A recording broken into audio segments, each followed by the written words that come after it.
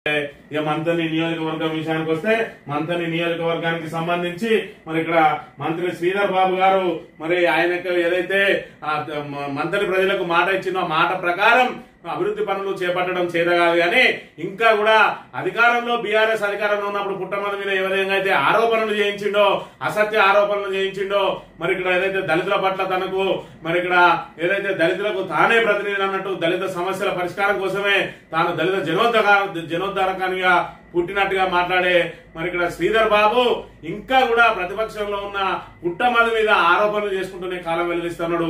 యథా రాజా తదా ప్రజ అన్నట్టు అక్కడ రేవంత్ రెడ్డి ఎట్లా ఉన్నాడో ఇక్కడ శ్రీధర్ బాబు కూడా ఆరోపణలతోటి కాలం వెల్లడిస్తా ఉన్నాడు. తనకు సంబంధించిన ఎవరైతే అనుచరులు ఉంటారో అనుచరులతోటి మరి ఇక్కడ సోషల్ మీడియాలో పెయిడ్ ప్రోగ్రామ్స్ పెయిడ్ పోస్టులు చేయించుకుంటూ తన మీద వాళ్ళ మీద తన వాళ్ళతోటి ఆరోపణలు చేయించుకుంటూ దాన్ని పుట్టమద చేసినట్టుగా అది చేస్తూ బహుజనవాదం మీద మరి ఇక్కడ ఇంకా బహుజనవాదం అంటే మరి ఇక్కడ శ్రీధర్ బాబు గజ్జు అంటున్న పరిస్థితి.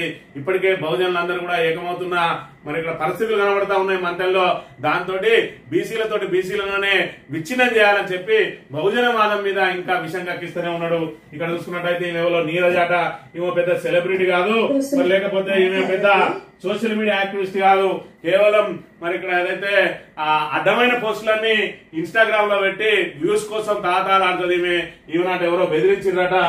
ఇక టీఆర్ఎస్ వాళ్ళు ఓడిపోయి 2 సంవత్సరాలు అవుతున్నా కూడా దగ్గర వీళ్ళ బ్యాచ్లు ఉన్న ఆగడాలు మాత్రం ఈ అల్లరి ముఖ రౌడీ షీటర్ల ఆగడాలు మాత్రం అంతలేవు. నాకొకడు పుట్టమదు బ్యాచ్ అట, వాడు నాకు వీడియో చేయొద్దని ఎట్లా మెసేజ్ పెడుతుండో చూడి వాడిని చూపిస్తా ఒకసారి మీకు. వాని ఐడి ఒకసారి చూడొచ్చు మీరు. డై హార్ట్ ఏంటిది ఫ్యాన్ ఆఫ్ పుట్టమదు అన్నమాట. ఈ పుట్టమదు పేరు చెప్పుకొని నువ్వు వీడియోలు చేయకు, చేస్తే బాగుండదని ఈ బెదిరిస్తుండు. అరే నువ్వు పుట్టమదు బ్యాచ్ అయినా ఇంకో బ్యాచ్ అయినా ఇక్కడ బెదిరేది అదిరేది ఎవడు ఉండడు. ఈమె కాట ఎవరో బెదిరించిరాట. ఈమె పెద్ద మొత్తం సోషల్ మీడియా ద్వారా ప్రజల మొత్తాన్ని కదిలించే వ్యక్తి. ఈమెను వీడియోలు చేయక బెదిరించిరాట. ఈ చీప్ ట్రిక్స్ వీళ్ళ పెట్టుకుని చీప్ ట్రిక్స్ చేసుకుంటూ ఇవాళ బహుజన వాదం మీద దాడి చేయడానికి ఇక్కడ చూస్తే మరి ఇక్కడ శ్రీధర్ బాబు అనుచరుడు ఏమిటంటే చెప్పేది శ్రీరంగ నీతులు ఇదేనా మహిళలను గౌరవించేది.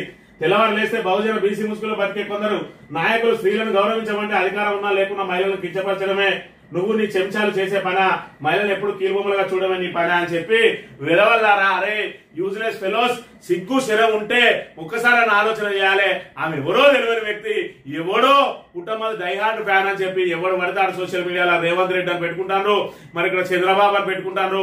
సోషల్ మీడియాలో ఫేక్ అకౌంట్ సవాలక్ష పెట్టుకుంటారు. అది నువ్వే పెట్టినావు కావచ్చు. ఎవరికి ఎక్కరా పో, వీలైతే పోయి పోలీస్ స్టేషన్లకు కంప్లైంట్ చేయి. వాడు ఎవడో బయటకుది వాడిని పట్టుకొని వచ్చి ఇక కుటుంబాలు అంచడానికి ముందర పెట్టు. ఇలాంటి చిల్లర రాజకీయాలు ఇప్పటికైనా మారుకోవాలి. మరి ఇక్కడ ఏదైతే మహిళల పట్ల ఇది కించపరచనట బహుజనవాదాన్ని మరి తెల్లారులేస్తే తెల్లారులేస్తే రాత్రి పగలు బహుజనవాదం ఎత్తుకుంటాం. ఖచ్చితంగా బహుజనులకు రాజ్యాధికారం వచ్చే వరకు మా పోరాటం ఆగది. ఖచ్చితంగా బహుజనవాదం మీదనే ఎలక్షన్లకు పోతాం. బహుజనవాదం మీదనే రాబోయే ఎన్నికల్లో శ్రీధర్ బాబును ఓడగొట్టడానికి బహుజనవాదాన్ని వాడతాం. బహుజనులందరూ ఏకమవుతా ఉంటే ఇలాంటి చెత్తనా కొడుకులతోటి దొంగనా కొడుకులతోటి అడ్డమైన పోస్టులు పెట్టించే ప్రయత్నం చేస్తా ఉన్నాడు. శ్రీధర్ బాబు నువ్వు ఇచ్చిన హామీలేవి, హామీలను అమలు చేయి. ఈ పెద్దపల్లి మంత్రి రోడ్ ఇప్పటి వరకు పూర్తి చేయలేదు. ఇంకెప్పుడు నువ్వు మరి ఇక్కడ ప్రజలకు ఇచ్చిన మాటలు చేస్తావు. 20 నెలలు అయింది ఆ రోడ్డు పిఆర్ఎస్ ఆధ్వర్యంలో శాంక్షన్ అయింది. ఇప్పటికి పనులు పూర్తి చేస్తలేవు. నేను 300 కోట్లతో బ్రిడ్జీలు కడతాను అంటావు. ఇక్కడ ఓడేడు బ్రిడ్జి మరి మంత్రి అయిన వెంటనే పోయినావు, వెంటనే దీన్ని పూర్తి చేస్తాను, దీన్ని అవినీతిని అరికడతాను. ఇప్పటి వరకు ఆ పనులు లేదు కానీ ఏదో కుక్కలను తీసుకొచ్చి మురిగిచ్చే ప్రయత్నం చేస్తా ఉన్నావు. మరి దానికే నువ్వు ఇంత రెచ్చిపోతున్నావే. మరి ఇక్కడ ఎవడో తెలియనోడు వాడు ఎవడో నువ్వే నీకు సంబంధించినోడే ఒక ఫేక్ పోస్ట్ పెట్టి దాన్ని పుట్టమదికి ఆపాదించే ప్రయత్నం చేస్తా ఉన్నావు. ఇక్కడ సాక్షాత్తు నీ తాజా మాజీ ఎంపీటీసీ ఒక పిల్లగాన్ని ప్రేమ జంట నన్ను చంపేయమన్నాడు. దీనికి శ్రీధర్ బాబు నువ్వేం సమాధానం చెప్తావో చెప్పిగా. ఈ విలేజ్ ఎంపీటీసీ అని తీగలి సంబయ్య అనే అంకుల్ తను నేను ఇన్స్టాగ్రామ్ లో తనకి మెసేజ్ చేస్తే అప్పుడు ఈయన పోలీస్ స్టేషన్ తనని తీసుకొని వచ్చినాక మా వాళ్ళతోటి వాడు చిల్లరగాడు అవరగాడు వాడు గంజాయి కేసులు 30 ఉన్నాయి అట్లా ఇట్లా అని చెప్పిండు. అది నేను ఇంటికి వెళ్ళాక ఇంటికి తీసుకొచ్చినాక డాడీ వాళ్ళు వాయిస్ రికార్డ్ అంకుల్ వాళ్ళ ఎంపీటీసీ చెప్పిండు మాకు, నువ్వు ఎట్లా వెళ్తావు వాడు చంపుతాడు ఇట్లా అని మా వాళ్ళు వినిపించినాక నేను మీ పేరు తీసిన, కానీ మాకు ఎట్లా ఉంటే ఎవరు ఏం చెప్పలే, నాకు నేను సాయంగా చెప్పిన. ఈ రకంగా చంపేయమని చెప్తావు, వాడే చిల్లరగాడంటావు, గంజాయిగాడంటావు, వాడు నిన్ను పంచాయతీకి తీసుకుపోయిన కర్మానికి మరి ఇక్కడ శ్రీధర్ బాబు నీ అనుచరులు ప్రజల కోసం నిలబడేది చూసినావు. మొన్న ప్రేమ జంటను 3వ విడదీయడానికి మేమందరం అక్కడ నిలబడితే నీ పోలీసులతోటి మా మీద కేసులు చేసినావు. ఇవాళ ఒక ప్రేమ జంటకు అండగా నిలిచినందుకు నన్ను జైలుకు పంపే ప్రయత్నం చేసినావు. మరి నీ పోలీసులు 3వ విడగొట్టిన ప్రయత్నం చేసినందుకు ఇప్పటి వరకు వాళ్ళ మీద చర్యలు లేవు. అంటే మంత్రిలో రాక్షస రాజ్యం నడుస్తా ఉన్నదా, లేదంటే ప్రజాపాలన నడుస్తా ఉన్నదా? ఇంకా బహుజనవాదం మీద దాడి చేయడానికి, బహుజనవాదాన్ని మరి ఇక్కడ అంతమొందించడానికి నువ్వు బీసీలో ఉన్న వాళ్ళను నీ బానిసలుగా చేసుకుని వాళ్ళకు తాయిలాలు ఇచ్చి కుక్కలకు బిస్కెట్లు వేసినట్టేసి వాళ్ళను పుట్టమని మీదకి ఎగదొస్తున్నవే. ప్రజలందరూ కూడా చూస్తా ఉన్నారు. నీ 2 సంవత్సరాల పరిపాలనలో ఇప్పటి వరకు మంత్రికి ఏమేం చేసినావు, నువ్వు ఏమేమి హామీలు ఇచ్చినావు, ఇప్పటి వరకు ఏం అమలు చేసినావు? చిన్న కాళేశ్వరం సంవత్సరంలోనే పూర్తి చేస్తాను, 2 సంవత్సరాలుగా వస్తుంది, ఇప్పటికి పూర్తి కాలే.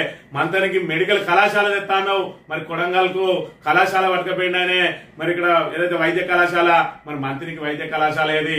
ఏదైతే మంత్రి మున్సిపాలిటీలో ఉన్న నడి బొడ్డున ఉన్నటువంటి హాస్పిటల్ని తీసుకుపోయి మళ్ళా కదా 50 పడకల ఆసుపత్రిని కడతా ఉన్నావు. మరి ఇక్కడ ఆల్రెడీ మున్సిపల్ ఆఫీస్ ఉన్నది, దాన్ని తీసుకుపోయి మళ్ళీ కొత్తగా మున్సిపల్ ఆఫీస్ కడతాను అంటున్నావు. మరి ఇక్కడ ఏదైతే ఆల్రెడీ 2 బ్రిడ్జిలు వచ్చినాయి, ఇక్కడ గ్రీన్ ఫీల్డ్ హైవే మీద హైవే కోసం గోదావరి బ్రిడ్జ్ వస్తా అంటే శివారానికి అక్కడికి ఏదో వందలాది వాహనాలు పోయినట్టు శివారానికి బ్రిడ్జ్ కడతా అంటున్నావు. ఇంకా సోమనపల్లి బ్రిడ్జ్ రేపో మాపో కూలిపోయేటట్టున్నది, అక్కడ బ్రిడ్జ్ కట్టమంటే చేత కాదు. ఇక్కడ ఆనంద వెంకటాపూర్ దగ్గర కనుక బ్రిడ్జ్ కట్టినట్టయితే కాళేశ్వరానికి దగ్గరగా ఉంటది, అక్కడ కట్టడం చేత కాదు. ఈ కిషన్రావుపల్లి నుంచి భూపాలపల్లి వరకు అది రోడ్డు పూర్తి చేయమంటే 20 నెలల కాలం జరిగింది, ఇప్పటి వరకు అది పూర్తి చేయడం చేత కాదు. ఓడేడు బ్రిడ్జిని పూర్తి చేయడం చేత కాదు. కానీ శివారానికి మాత్రం ఇలా రియల్ ఎస్టేట్ భూములకు ధరలు పెరగడానికి శివారానికి ప్రజాధనం 300 కోట్లు మరి ఇక్కడ వృధా చేస్తావు. ఇవాళ నీ హయాంలో ఒక్కటి డబుల్ రోడ్ అయిన విషయం గురించి ఈ 20 నెలల కాలంలో నువ్వు మంత్రి ప్రాంతానికి తీసుకొచ్చింది చూపించు. ఏమైనా అంటే మరి ఎక్కడైతే నువ్వు ఎక్కడ కూడా మాట్లాడవు. ఇలాంటి బీసీలను తీసుకొని వచ్చి, తాబేదారులను తీసుకొని వచ్చి పుట్టమంది మీద మరి ఇక్కడ ఉసిగొలిపి ఇక్కడ బహుజన వాదం లేదు అని చెప్పి మరి ఇక్కడ కప్పిపుచ్చుకునే ప్రయత్నం చేస్తా ఉన్నావు. కానీ ఖచ్చితంగా మరి ఇక్కడ బహుజనులు అందరూ కూడా ఏకమైతారు. ఇవాళ బీసీ రిజర్వేషన్ స్థానిక సంస్థల ఎన్నికల్లో నువ్వు బీసీ రిజర్వేషన్ 42% అమలు చేయిస్తావని చెప్పి మేనిఫెస్టో రాసి ఇవాళ ఏదైతే మరి మంత్రి ప్రజలతో పాటు రాష్ట్ర వ్యాప్తంగా ప్రజలందరినీ కూడా ఏదైతే మోసం చేసినావో వాళ్ళందరూ ఎదురు చూస్తా ఉన్నారు మీకు బుద్ధి చెప్పడానికి. మీరు ఎంత విషయంగా కూడా బంద్ చేయండి, మీకు అధికారం ఉన్నది, చేతిలో నెంబర్ 2గా చలామణి అవుతున్నావు. ప్రతిసారి మరి ఇక్కడ ముఖ్యమంత్రి మీ పేరు చెప్తా ఉన్నాడు. కనీసం మంత్రికి మంచి చేయనునివి నువ్వు, తెలంగాణ రాష్ట్రానికి ఏం మంచి చేస్తావు?